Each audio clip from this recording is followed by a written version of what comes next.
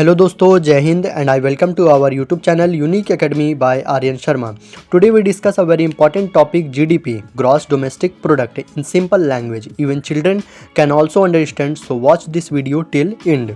आपने कई बार जीडीपी के बारे में बहुत जगह सुना ही होगा। ग्रॉस डोमेस्टिक प्रोडक्ट जिसे हम कहते हैं, ग्रॉस मतलब होता है टोटल, डोमेस्टिक मतलब है जो इंडिया के अंदर बनेगा, प्रोडक्ट मतलब होता है गुड्स जो एक साल के अंदर प्रोड्यूस किया जाता है। असल में जीडीपी को मापने के लिए एक तरीका लाया गया जिसमें हम किसी देश के गुड्स और प्लस सर्विसेज को उत्पादन कितना हो रहा है उसको काउंट करते हैं। अगर किसी मॉल में, एक छोटा सा एग्जांपल लेते हैं इसको समझने के लिए, अगर किसी मॉल में हर बिकी हुई चीज़ों को नोट करें और करते रहें और लास्ट में टोटल करें तो वही उस मॉल के साल भर की जीडीपी होगी। ठीक उसी तरह किसी देश में एक साल में कितनी गुड्स और सर्विस प्रोड्यूस हुई हैं और वह उस देश के ही जीडीपी होगी। जीडीपी अगर हर साल बढ़ रहा है तो इसका मतलब कंट्री के अंदर प्रोडक्शन ज़्यादा हो रहा है और देश की इकोनॉमी अच्छी है। और अगर जीडीपी हर साल नीचे जा रहा है तो इसका मतलब देश में प्रोडक्शन कम हो रहा है।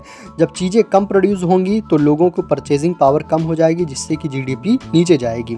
जीडीपी से हमें देश की इकोनॉमी की हेल्थ का पता चलता है, जो गवर्नमेंट हर वर्ष रिलीज़ करती है, या तो 3-3 महीने पे या फिर हाफ क्वार्टर पे भी गवर्नमेंट रिलीज़ करती रहती है। जीडीपी दो तरीक़ों से बढ़ता है, या तो हम किसी देश में प्रोडक्शन ज़्यादा कर देते हैं तो उसे हम रियल जीडीपी कहते हैं, या फिर हम चीज़ों के दाम को बढ़ा देते हैं तो हम उसे नॉमिनल जीडीपी कहते हैं। तो आपसे अगर कोई पूछे जीडीपी कितनी प्रकार की होती है तो जीडीपी हमेशा बताइएगा 2 प्रकार की होती हैं, एक रियल जीडीपी होती है और एक नॉमिनल जीडीपी होती है। अब गुड्स और सर्विसेज में अंतर समझते हैं। कोई चाहे वो देश की कंपनी हो या फिर विदेश की कंपनी हो, यदि हमारे देश में वो कंपनी है और वही हमारे देश में आइटम सेल कर रही है तो उसकी जो जीडीपी होगी वो हमारे देश में ही काउंट होगी, ना कि वो विदेश की किसी कंट्री में काउंट होगी।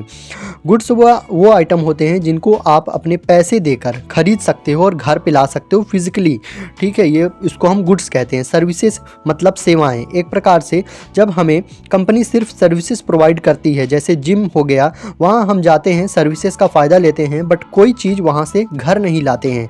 जैसे स्कूल हो गया, ट्रांसपोर्ट सर्विसेज हो गई, टेलीकॉम सर्विसेज एक्सेट्रा, ये सभी एक प्रकार की सर्विसेज हैं। तो गवर्नमेंट इन्हीं दोनों को मिला के अपनी जीडीपी को बनाता है, गुड्स और सर्विसेज को। जीडीपी को कैलकुलेट करने के बाकी तो कई फार्मूले हैं, पर सबसे सिंपल फार्मूला एक है C+I+G+NX। यहाँ पे हम एक फार्मूले को अब समझते हैं। एक्सपेंडिचर अप्रोच जिसे हम कहते हैं।